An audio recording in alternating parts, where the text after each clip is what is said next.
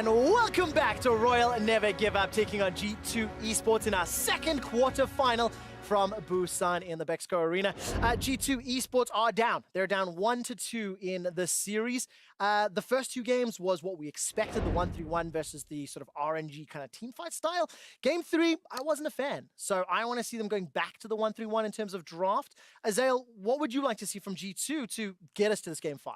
I mean, I want to see them, as you say, commit to the style that got you here, right? They did not get to the quarterfinals at Worlds through team fighting, through late game scaling style of comp. They really did it through hard committing to the 1-3-1, to playing these kind of loss minimization bot lanes that can hold even or wave clear or whatever. And I really want to see them go back to that, but they need to have additional picks, I think, to be able to get it done. I also think G2 are in this pretty scary position where now you can afford to leave Aatrox open. You can just ban away Urgot and say, you know what, we're fine with Wonder having that champion because Lemmy is now proven that not only does he have a champion that can hold it, but a champion that can beat it. And the fact that RNG can kind of deny one of the strong sides of the map for G2 is concerning, because if you think back to that last game, sure, if their bot side of the map loses but Wonder's winning, maybe that game looks very different because Perks is going even with Xiaohu in mid. But because he fell so far behind, and the fact that G2 cannot guarantee strong solo laners for Wonder and Perks, I wonder how this next draft develops. Do RNG find more ways of kind of keeping him down and keeping him limited? Well, in terms of side selection, it is game 4. G2 Esports have the option of choice. They have once again elected for blue side, as has been true for this entire series. There are no substitutions on the RNG side, so it'll be Casa starting once more. We're about a minute to a minute and a half out from picks and bans. So Azael, what would you like to see? Give me some predictions. Do you see any pivots at all? Or will, G2 stick to the Xayah, Tilia, Aatrox like they did in game 2? It's tough to know exactly. I mean, I think that they may stick with similar bans. I don't think that the G2 bans are as important, honestly. I think it's much more about what RNG is doing, and we have seen 2 very dominant games from RNG where they took away Tahm Kench, Heimerdinger, and also I'm spacing out on the third right now. It is the Akali. So, I would like to see them, even from the red side, just go with the same bans. Yes, you have the potential of giving over the Urgot, but I think Urgot is also not like a hard commit split push style of champion. And, you do eventually have to bring advantages into the team fight, generally speaking. So, I'd kind of like to see them that. And for the side of G2, be willing to bring out something like a Camille or a Fiora or something to really make it about the side lanes where Wonder can individually outplay his opponent and hopefully get a big advantage. I believe everything I read on Twitter, and Wonder said that he was going to play Fiora. It was another tower killing. The problem is Trevor. I love that he's grinning just as I say that nonsense. But we need to see what G2 does, because of course they are the heavy underdogs. They have to do something to surprise RNG and really surprise us as well. So we jump into draft, going to catch up with Xayah, Lissandra, Akali, and Heimerdinger. RNG, no bravado, no confidence, no overconfidence, letting Heimer through at all today. Yeah, so if it's the Tahm Kench, it's the same 3 bans that they used in both of their wins. There is potential for them to just make it about the Alistar. But with Urgot banned from G2, that's a surprising one for me, because I feel like that is a ban that RNG wants to generally throw out. Nah, the reason why they're throwing out the Urgot ban is because I think RNG are going to ban away the Alistar. So if that's the case and G2 bans something else, then RNG can get a lot of counter pick options available to them. Oh, they can ban... Wait, what am I thinking of myself? But then you just ban Tahm Kench's RNG and they take one and you trade for the other, right? Yeah, so I suppose. I still feel like it's kind of strange. And Poppy is up. You just lost this matchup very hard, so I don't love the draft choice, but certainly we'll see where G2 goes from here and if they can get, maybe more of a split push style mid lane. I still like the fact that Ming is being taken off the Alistar. We saw last game how confident he is on the champion, and with Tahm Kench still available, I think it's a fine pick. Interestingly, RNG putting more priority on the Gragas, trying to take that away from Jankos. Perhaps also, never mind, of course, he's going to go straight back to the Talia, which he's had so much success on already throughout this series. I wonder if RNG is thinking about taking away Tahm Kench. They're not going to do it just yet, and I feel like that means it's probably going to G2 here, and that has been such a big pick for Wadid, who has been really good being able to get out to the side lanes. And if you grab Tahm Kench and Nocturne here, yeah, I mean, like, that is super enabling for your split push. Thing is, you have to think that RNG somewhat anticipated with the Talia. It is a flex, of course. Can go mid or jungle. Gragas can go jungle or support as well. Just throwing it out there as an idea. But yes, the Nocturne and the TK, those are tools that G2 love to use and benefit their playstyle. Yeah, and I also think that with Aurelia still being open, G2 have a lot of options right now. You've got to remember that G2 are not afraid to play AP champions down bot. I wouldn't be surprised if we saw something like a Brand Tom Kench lane, just so that Perkz could play Aurelia in the middle lane. And with still a lot of options available, you're seeing the power of blue side come into effect once more. RNG, though, I'm expecting this Gragas to be in the bot lane because I think they predicted the Tom Kench and they want something that can, once you try to gobble someone up, you can then knock them back into the team. And I think Gragas is considered a pretty solid pick into the Tom. Exactly. I mean, we saw how the Rakan was not really able to do too much into the Tom Kench. As you say, though, if you body slam the AD, they get eaten up, you can ult them both back in, and certainly is a very strong option there. A lot of focus now down onto Hjarnan. Double AD bans out. This does lend itself to kind of the story you were talking about. If they want to go to open up Perkz having an AD mid laner, you could pick something like Brand here, because Kai'Sa's off the table, Varus off the table. There's not a lot of AP bot laners besides the kind of full-on mages. And Uzi just flicking through all the available AD carries at his disposal. Looks like he's going to go back towards lane dominance that we saw earlier on in this series. Very strong during the laning phase, but Uzi, I think, is challenging Hjarnan's champ pool here. He's saying, you know what, I'm expecting your final comfort to be something like the Sivir, and I reckon that if I pick Lucian, you're going to pick that as an answer to it. Question is, what does that do then for the rest of the lane? Now we see the Rise locked in for Perkz. This is a signature champion for Perkz. He has played this more than any other, and definitely a lot on international stages as well, and the composition will be rounded out with the Sivir. I really love the comp here from G2. You know, this is their style, right? If you're going to go down swinging. I think this is your best chance of forcing a game 5. You have Rise in the side lanes. You have Nocturne, Tom Kench, Rise all with globals and semi-globals. You have the Aatrox who can certainly split push as well. Sivir is fantastic at holding that mid lane to be able to actually provide with a lot of wave clear. So this is something where they can hard commit to a 1-3-1, and that is the style that G2 has been best at. And I've got to say, I'm a little surprised by the Galio just because of the interactions with Nocturne. We have seen Galio sometimes really struggle to use that ult defensively into the Nocturne, and it may signify rather that they want to go aggressive. To me, this just implies that RNG are looking to play the way in which they always play, which is heavily towards bot lane. Kind of emulate the snowball that they had in game 1, which is win your 2 versus 2, keep piling members down towards the bot side of the map. 3 versus 2, 4 versus 2. Whatever, yeah. Win the bottom lane. Yes, and the thing is, the Sivir matchup is already a really bad one. But it looks like that they might actually be changing things up, taking the Rise out of the mid lane and putting it up towards the top side into the Poppy. I personally think it's a lot harder for Wunder to have pressure when he's on champions like Rise. It takes a lot more time to ramp up, but I do understand that from a matchup perspective, putting AD into the Galio and putting AP into the Poppy is definitely much more favorable for the G2 solo lane. Exactly, and if you were to have a repeat of last game, where bottom lane is falling behind and your top lane is losing, you're not ever going to get to the stage where you need to be for G2, so I think picking more for the winning matchups in the solo lanes, wait for Nocturne to get 6, try to snowball those side lanes, is a solid win condition. Well, let's see if Jankos can help out Perkz and Wunder, whether or not he can shut down RNG. Big smiles on the faces of G2 Esports. This is potentially the final game for G2 as an organization at Worlds. They've made quarterfinals, top 8 in the World Championship, and Royal Never Give Up are 1 win away from advancing to the semifinals in a showdown with Invictus Gaming. Of course, this game is taking place in Busan, and just one little tidbit. If RNG close this series out, Uzi will then make his 4th appearance in a semi-final at the World Championship, tying the record with Faker. And that is what Uzi and the rest of RNG are fighting for, making their way towards the Golden Road, making their way towards winning every single tournament they've attended this year. Yeah, and he could already stamp his name in the history books of League of Legends if he hasn't done so already, as we see a bit of skirmishing in this very early game. A quick look at how much pressure Perkz is under. Takes a couple of shots from that threaded volley, but this time around, no, all-in shenanigans at level 1. Hops over the wall. RNG are playing forward, so red side to blue side. That's similar to the previous game. Now, in terms of where we're looking for both these teams to play around, I kind of see how, so far in this early game, I expect Uzi and Ming to have full control over the bot side of the map. Lucian, extremely strong at being able to trade against the Sivir due to her inability to really trade with many AD carries in the early levels.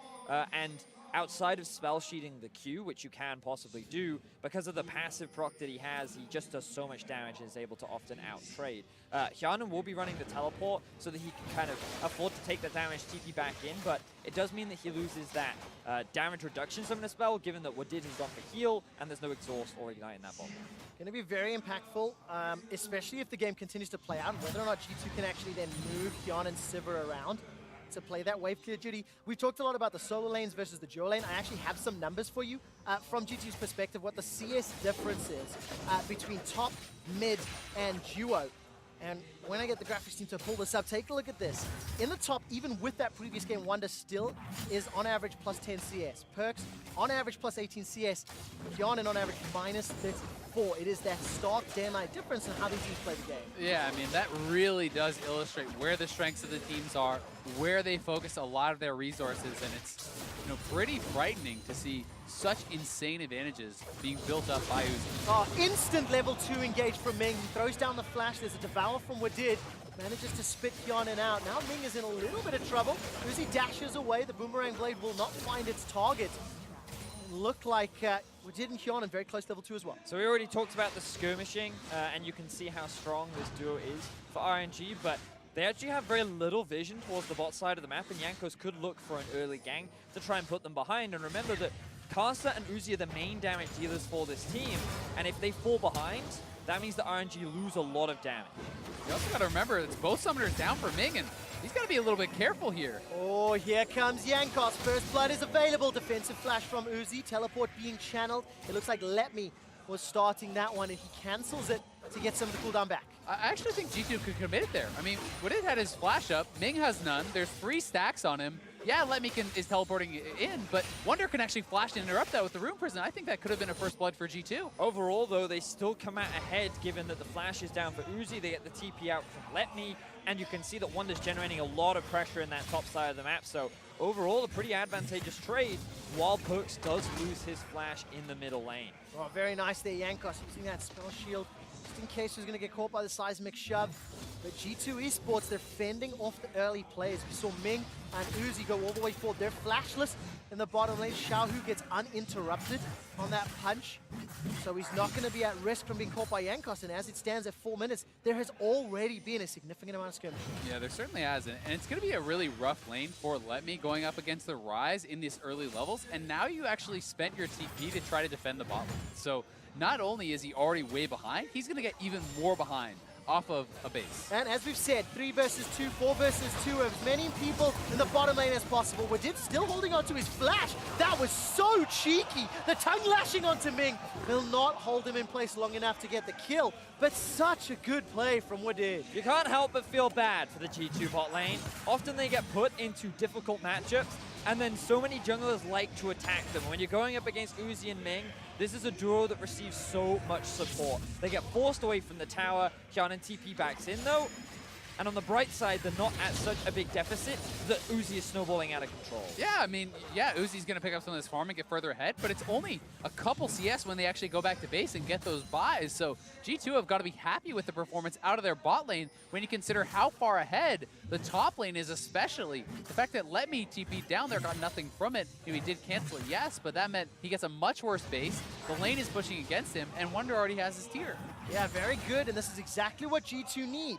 Exactly what their team composition also wants to do.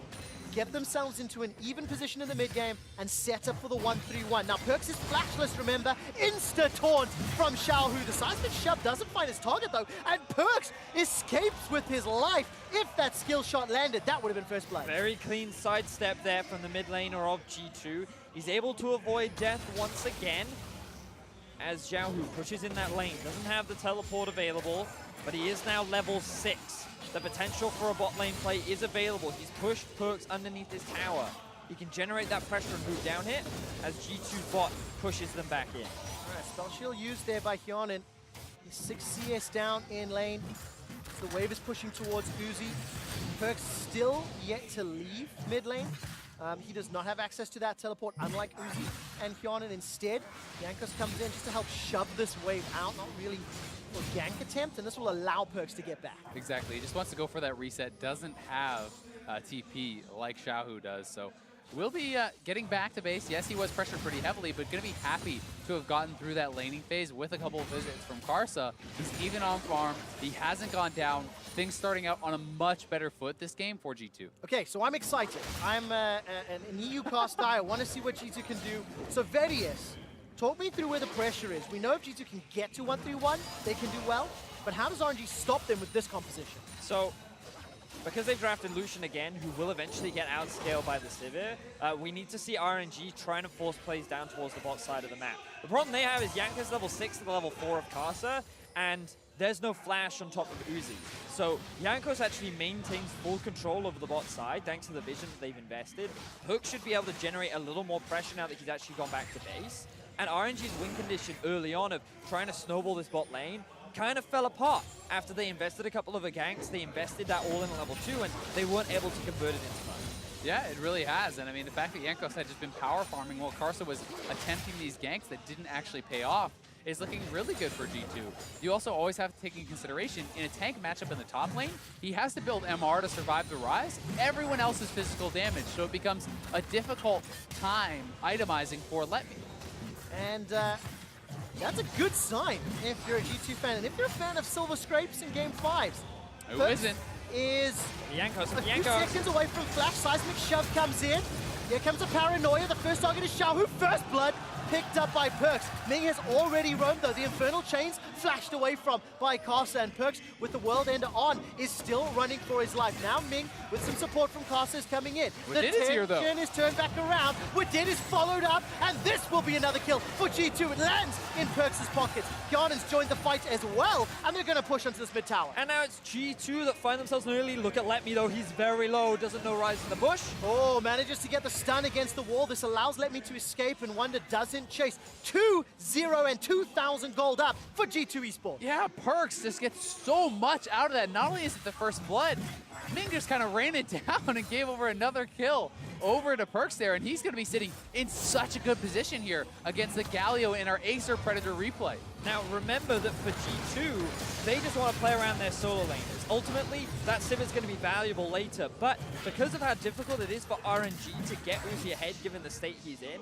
Karsa actually tries to go mid to punish Perks, but the ultimate from Jankos was enough to turn the gank in G2's favor, and then Ming just overextends. He thinks that maybe he can get a kill back onto Jankos, but the heal comes through from Wadid.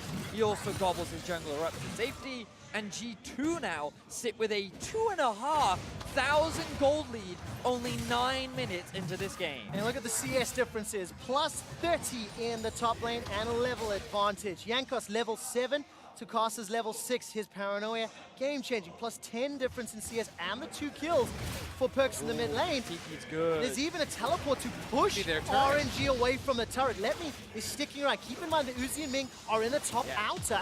So this is a little bit of a race as Let Me may want to commit with the Keeper's verdict. This will buy some time. What it is the target, he gets knocked up into the air. The tower's still standing. RNG are pushing into the top lane, and Gyanen uses the spell shield flawlessly. Gets out of range of the taunt. Tower first blade still goes to G2, and they get all the ultimates. They're up 3K before 10 minutes. This game, you have to say, is night and day from the last one.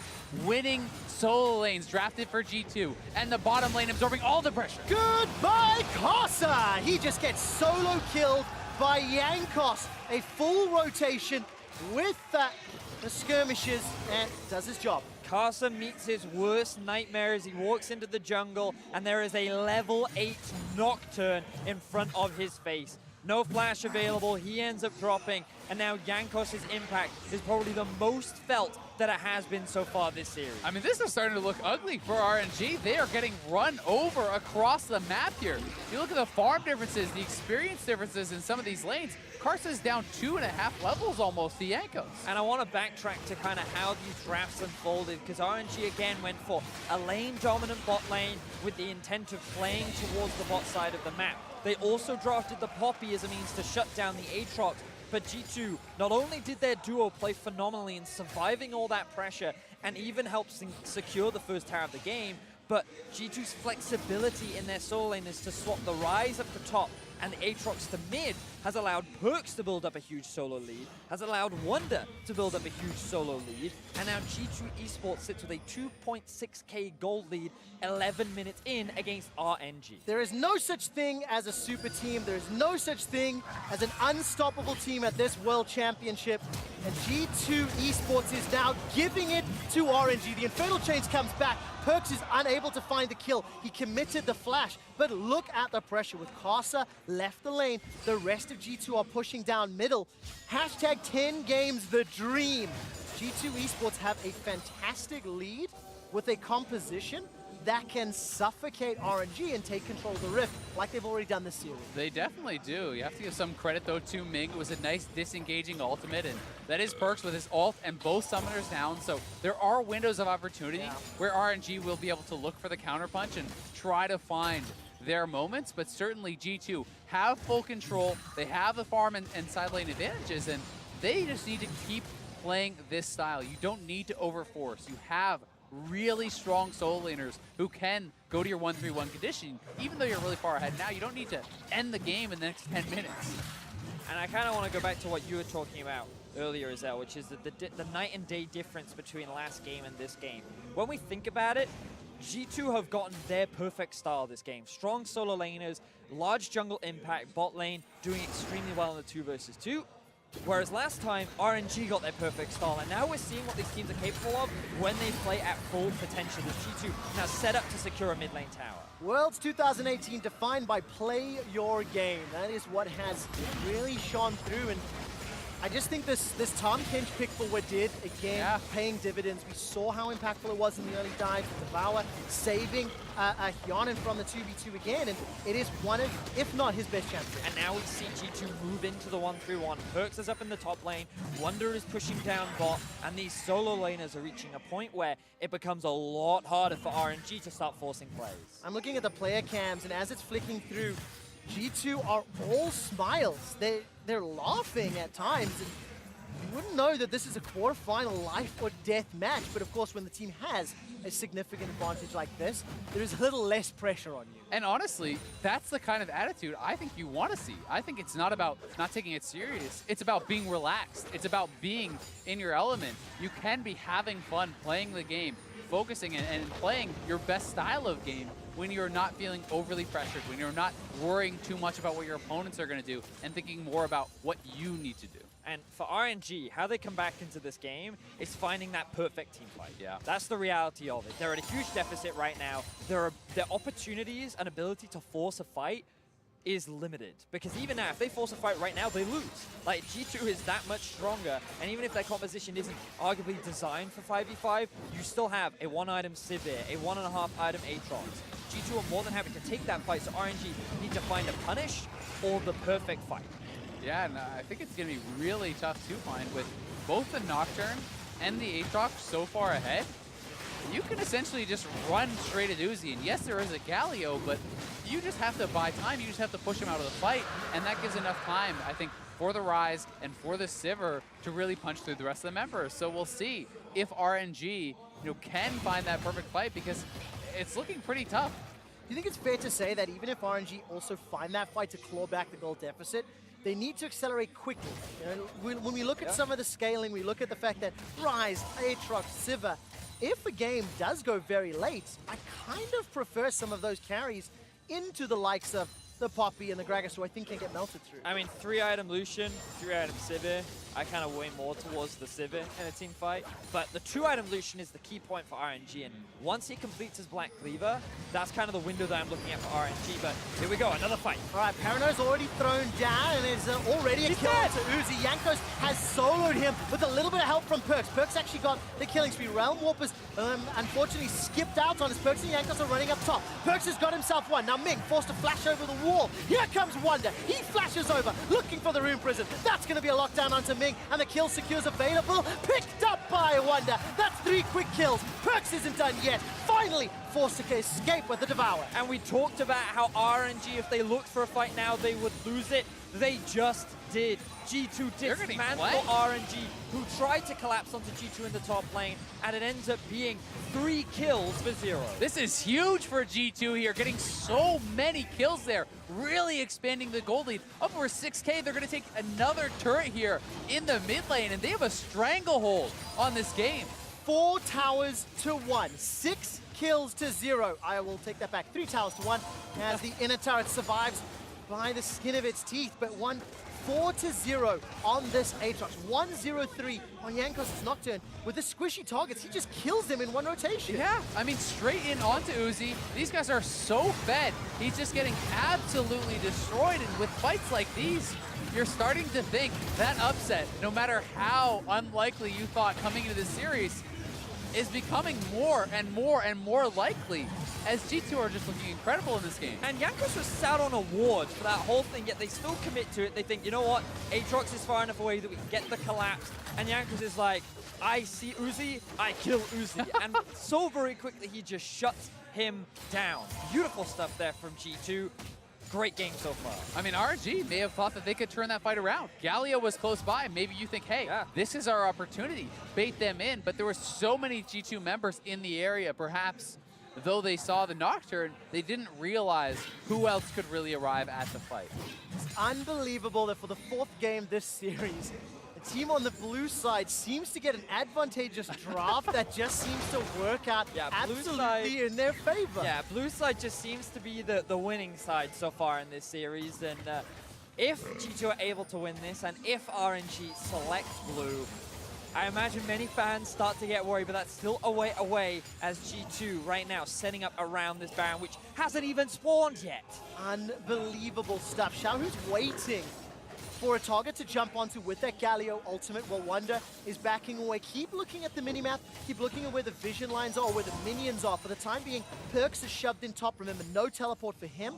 So Wonder and Kiana are the 2 teleport users as Uzi will get a very They go! Kali. Here comes Jankos, defensive flash from Uzi. Round Wolf brings Wonder in, and the Poppycopter sends him out. Xiaohu's ultimate comes down. RNG don't lose anybody, but they are retreating. Yeah, they don't lose anyone, but it's a full-on disengage there, and maybe they could have tried to get something done on Hjarnan, who was very, very low. They weren't sure, though, with the Nocturne ultimate and the craziness there, who else could be coming in, and that's why I think they commit the Galio ult even when the fight was almost over. What's impressive to me is the fact that G2 had pushing top, pushing bot, and they're still able to engage in mid. And what initially looked like a 3 versus 3, and this is not the situation RNG want to find themselves in. They're the ones that want to be having that priority, being able to force plays, but due to such a massive deficit that they find themselves in, every play they make, G2 has an answer. I mean, Perks is 3K ahead. It's absurd. You just look at the itemization across that mid lane there, and he is feeling so, so good. Yeah, the rest of Perks, G2 squad rather, behind Perks feeling very happy. This game, 2,700 gold lead at 15 minutes. The previous gold deficit for RNG was 1,000 gold fewer. Now the world ended from Perks will buy some time, but it may not be enough. Perks may give the first death up. Whoa, he turns it back around onto Corsa in a 1v3. Manages to get the kill. Now here comes Wadid. The Abyssal Voyage Devour keeps the captain alive. The man in the mid lane for G2 Esports at 5-0. He just spiked his way out of the gank. They think they have him corralled there, and he just turns around and takes him down 5-0. What an insane game. And Perks stays true to Aatrox's nature. Who can run when you can fight instead? And when he sees himself in a 2 versus 1, with a teleport coming in, with even Ning looking for the collapse, he knows how squishy Casa is. He flashes on top of him and goes for the execute. Perks made the huge outplay in game 2. He's doing it again in game 3. And so far, G2 still yet to die in this game. And you gotta say, RNG's plays are starting to reek a bit of desperation. They are feeling like they need to force plays. They need to get picks. Think back to the music video. Rise. Prove yourself and rise. Perks was the first victim on the path to the Summoners Cup. And Perks right now is stepping up and cheering for all of the European LCS fans to gather behind him. It's an 8,000, 9,000 gold lead. Baron is now alive, but for G2, they have all the tools, they have the lead that they need, and it is up to them to close this out and then force the decider game. That is just to equalize the series. And we have to go the distance potentially in both quarterfinals today. So we now hit the 21-minute mark. I never thought that I would be saying that 21 minutes into the game, G2 Esports have an 80,000 gold lead over Royal Never Give Up, the defending MSI champions, the team that was expected to have the golden year. And while they are still on track to do it, while there still is, at the very least, one game and the potential comeback in this game, RNG are being pushed to the brink by G2. Well, Yana's going to get devoured up. The lights go out immediately as Jankos decides to throw down the paranoia. There was no follow-up on the secondary cast, though, and Perks is just going to be farming up and using World Ender to its absolute maximum potential. Casa, I don't think you want another fight there, buddy. Last time he tried, he came off worse for wear, and the rest of G2 are responding, making their way up as Abyssal Voyage is available. Yeah, he's seen that show before, and it didn't end well for him as he gets practically one hit by the third Q from Perks last time around. He's got to be really, really careful, but it was good defensive ult usage from Jankos. When RNG is going for these plays, when they're trying to make something happen, even just dropping that defensively means, all right, well, now Galio can't ult in, very likely. Now it's very hard for RNG to actually continue the fight, to even track where the G2 members are, and there's such small windows for them to get anything done already. Well, take a look at this. Perks and Jankos being somewhat closed off. Blue buff, I think, secured by Jankos there as he was on the way out and under pressure from RNG. While RNG show their faces in the left-hand quadrant of the Rift, Wonder is able to shove up the minion wave. He's got himself an 80 CS advantage over Let Me. This time round, it's Xiaohu that is going to be playing defensive duty. He's got the teleport available. Perks is going to be looking for the 1v2. Carson Uzi simply cannot stand toe-to-toe with him. Perks walks in, says, I'm afraid this area is off limits. RNG refused to listen to Perks, and instead they were escorted off the premises. Now, that's the flash down from Casa. All three lanes are once again being pushed in for G2. They can set up all their vision around the top side, and they can either go for the Baron, or they can just look to die. Well, let's take a look. The inner turret is the focus. Ming's body slap does not find its target, but the barrel does. Seismic Shove is also dodged away from, as Wadid's used the Devour. It's on cooldown. World Ender's up and available for Perks. He goes into the 1v3. He's starting to resurrect as here comes Xiaohu. Throws down the ultimate, but Wonder kicks him out the fight where he stands. Ming is trying to kill Perks, but the stopwatch buys enough time for support to come. Thus far it's a 1-for-2, and Wonder cleans house. Let Me's trying to get Yarnin, but there's not enough damage. There's not enough time. There's not enough Royal Never Give Up to stop G2. And G2 stomp RNG in a huge team fight that will result in a Baron. Perks gives up his life for the team, and it is everything that they could want as they look to take RNG to match point. And you've got to think this is going to be it. This is the push in which they can close out this game. Already 10,000 gold ahead. 2 dragons to their name. Insanely fed at this point.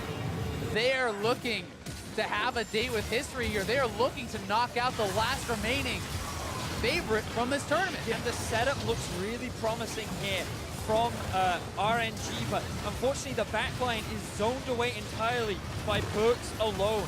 Zhao, who tries to zone off, but he's dying so much earlier. Wonder doesn't even join the fight, but the moment that he does is when this team fight falls apart. Kiana's positioning was good, being able to deal a lot of AoE damage to both Uzi and Casa, but ultimately this fight devolves into Uzi can't get in. Uzi cannot deal damage. And G2 have 4, arguably 5 damage dealers. This is a team and an organization that for the most part has struggled on the international stage. Yes, they had an MSI performance that was very good, but for the longest time in this team's history, they couldn't get out of groups Quick at shot, Worlds. Just be blunt. They've sucked at Worlds. Thank you, okay. They have sucked. I'll leave it to you to say that one. And this time around, when the expectations were so different, G2 were massive, massive underdogs.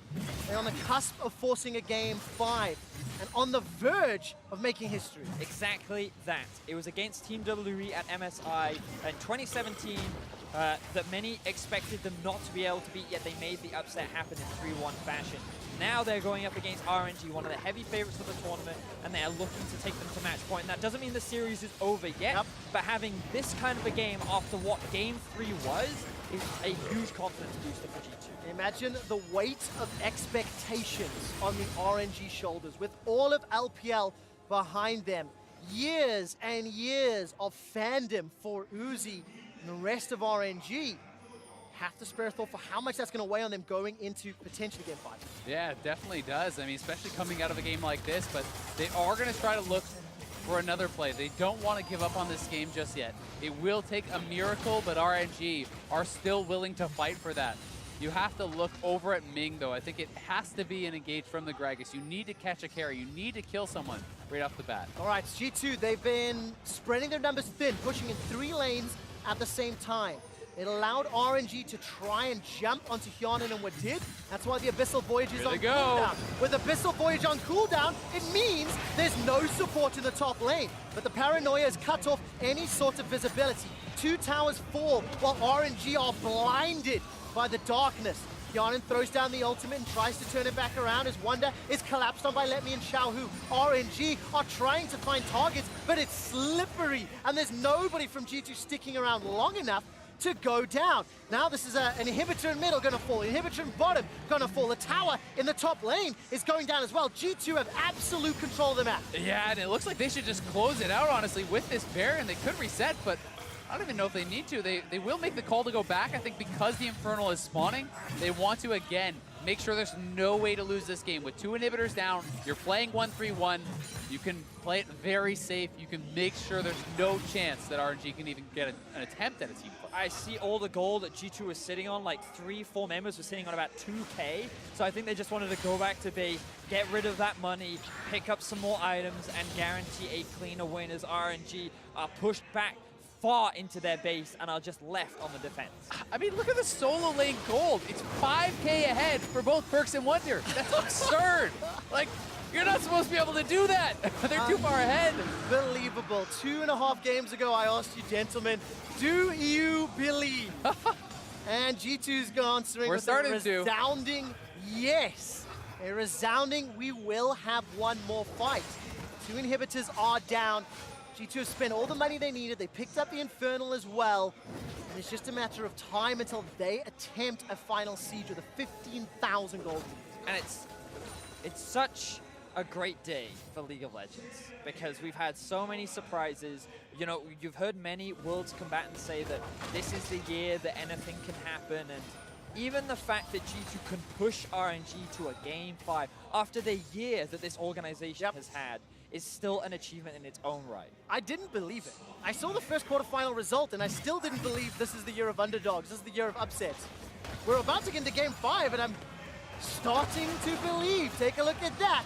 The Devour comes up, Wonder and Perks. The solo lane is for G2.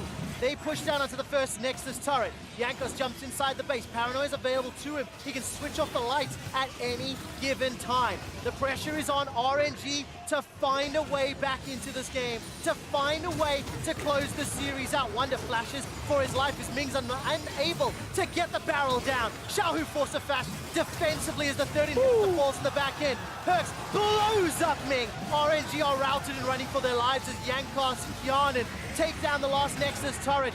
The Nexus will be the focus as RNG are trying to push back, trying to stall this out. The Nexus is going down, and ladies and gentlemen, this is going all the way. Do you believe G2 versus RNG in Game 5? Such a big win for G2 as RNG are pushed back. They only found a single kill in that game. And you think about the series as a whole, RNG had probably the cleanest game of their series in Game 3.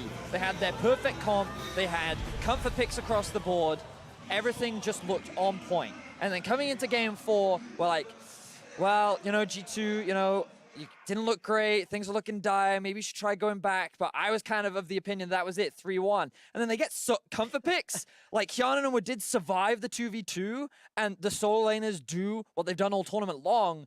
I certainly was not expecting such a convincing Game 4. I mean, not that dominant. You know, maybe they force a Game 5, but 15-1, they were nearly 20,000 gold ahead by the end of that game. That was a shellacking. They got blasted. I mean, RNG We just watched them get slammed by G2, and we're in game 5. I have a question that you're not going to be able to answer, but who stomped whom harder?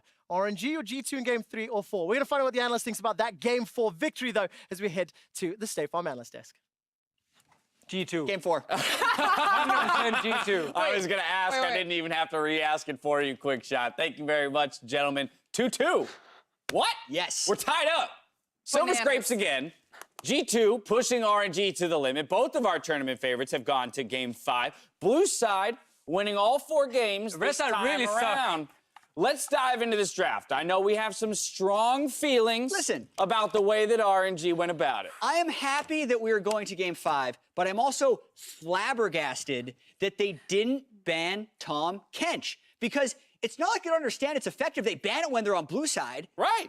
They're not worried about Yarn and Alistair. Definitely Apparently not they're only banning Yarn and Alistair. DT. So, What are they doing? okay, let's summarize very quickly what ended up happening in the draft. RNG had 2 losing solo lanes, also gave away Tom Kench Nocturne, obviously From mid red lane side. to side lane globals, against the best 1-3-1 team at the tournament.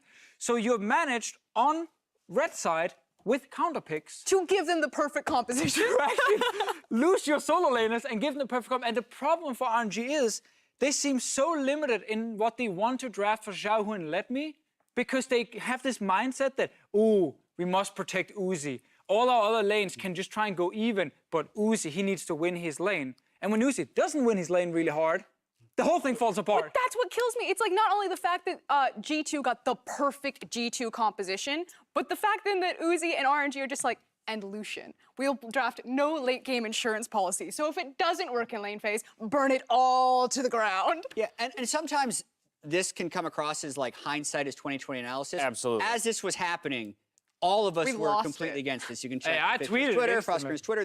This was a flabbergasting draft from RNG. Yeah. That doesn't mean that G2 isn't an elite team when they have their champions. It's just the question we keep saying of there's only so many of them, and I think you can actually ban them out.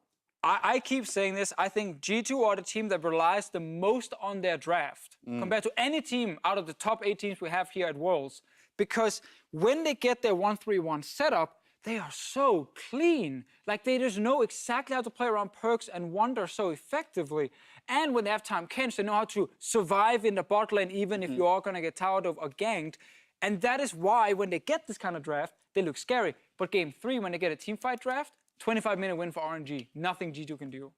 You got a small point there? You wanna throw in? I was just saying, it's not even just the Tom Kench and the ability to absorb pressure bottom. It's how well that Tom Kench works around Perks and Wonder, constantly showing up in those side lanes. Now, narrow conditions for G2 in the draft, but when they get those champions, boy, do they perform on them. And both of the solo laners being able to trade picks, that's one of the big key things here is the flexibility of those picks between Perks and Wonder. Let's take a look at Perks piloting the Zatrax here in the mid lane. He was just styling on kids. And it's not just the flexibility, it's the mechanical ceiling of both Perks and Wonder. You just look at the top side of the map from G2, and this roster is a dream come true. That's Wonder, Yankos, and Perks. The ceiling that these guys individually have is incredible, and Perks showed why you just can't give him a free power pick like Aatrox. Yeah, let's just enjoy what Perks was able to do after he picked up the first 2 kills. So this one was a little bit of a gift. Yep. But when he did get the first item, Ghost Blade, soon to be a Black Cleaver, then 40% CDR very early, he was just completely styling on RNG, who after KT's exits earlier today became the de facto favorite of Worlds, and Perks was just doing this to him. It felt to me like after the draft, the RNG coach, he was very proud because he managed to get Galio versus Ryze in the mid lane and Poppy versus Aatrox top lanes. He was like, these lanes we should be able to hold. G2 will not get a massive lead in these solo laners. But then when it's at 21 seconds on the clock, swap, and suddenly the coach look at the draft and go like, Surprise. oh my God, no, what happened here? I regret it. lost. Can I use my one redo, please? But the thing is that RNG have been able to play mixed lanes all season long. They could have easily just swapped lanes. Xiaohu has played bottom, he has played top, he has played mid. So it's not like they couldn't just, walk it to their correct matchups. Or try and let the solo laners actually pick something that could match in the early game what G2 doing. Because Aatrox right now, especially in mid lane, doesn't just from level 1 start winning. He needs a bit of time. You can actually play against it. Now, before we get to the series decider, let's take a look at a few more Perks clips as he Why is not? our MasterCard player of the game. We saw the early kills picked up. Now let's see what he did with them. Oh, that's impressive. Solid play, solid play. So this one was really sick. I thought he was gonna die, and Kaz is like, haha, I got you now. But then Perk's like, okay, I'm in my He does ulti. all of this from like 400 health. And then he goes ham. There you go, flash in, smack him with the Q. He goes down, and then the time Ken shows up to make sure Perks doesn't die.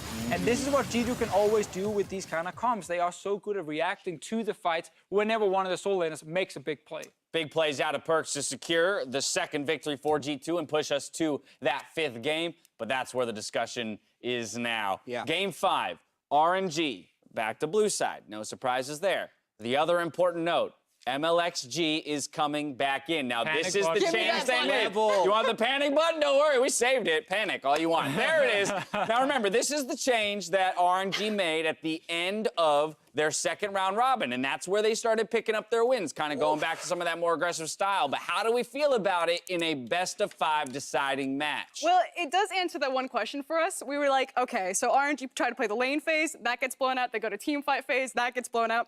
For whatever reason, back to lane phase. But now when it comes push to shove, that's the final form. It's MLXG, the final boss of RNG. Right. So the blue side is the bigger deal for me than MLXG playing, obviously, but I would probably just kept Kaz. I felt like whenever he played blue side, he was really good. Yeah. But they might have said MLXG had 4 games backstage. He's figured something out. He's noticed a few trends. Maybe he and wants now to it's ban time Tom do it. Ken. No, well, That's it. hopefully. I actually think it might be the Nocturne pick. MLXG's big pick over Karsa has been Nocturne, and right now Nocturne is falling through these drafts a lot. That was the first time, I believe, that G2 finally grabbed hold of it, and it was banned in game 2, I believe. Yeah, I need to see RNG ban Heimer, Kali, and Tom Kench.